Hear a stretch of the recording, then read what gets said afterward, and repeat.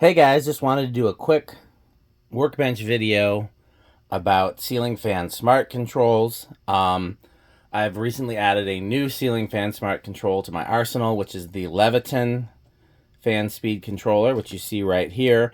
Haven't actually put one into service yet, but I have tested it and I'm going to keep it on hand, and I'll tell you why. The capacitor values in it are 5, 8, 13. And if you follow these videos, or if you have any experience with taking apart ceiling fan controls and working on them, then you will know that 5, 8, 13 is a very common showroom grade set of capacitor values that none of the other smart controls have. And while I have been fond of taking apart controls and changing the capacitor values, that's not always worked well. And so it's good to have one that has a fairly standard set of values.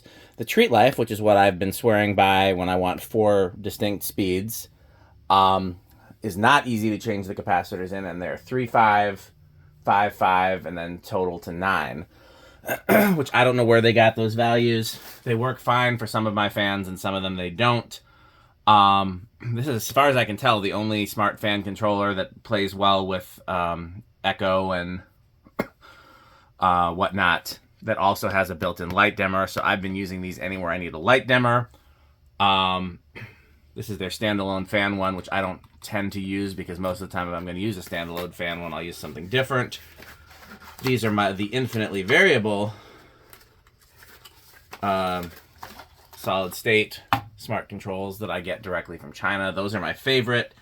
No flaws in them. Other than you have to get them directly from China, and of course they're solid state, which means they'll be noisy on some motors, but I've had the best luck with those out of any control. I've had the fewest failures, and they look nice.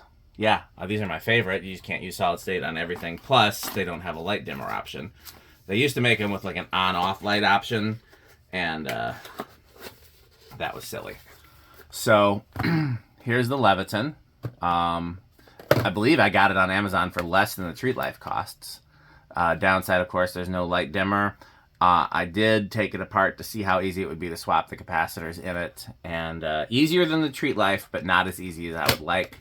So we'll see if we ever get to a place where I need to do that. I've had pretty good luck these days where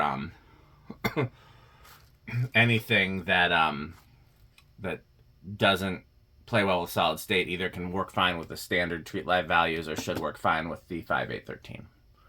So any other ceiling fan smart controls you want me to try, put them in the comments. I'd love to do so. Any questions you have, put them in the comments. Any manufacturers want to work with me on these, because again, this seems to be a missed market here in the US that not very many companies are covering. I seem to be one of the only people that's really digging into this, as evidenced by the fact that I have to import these myself.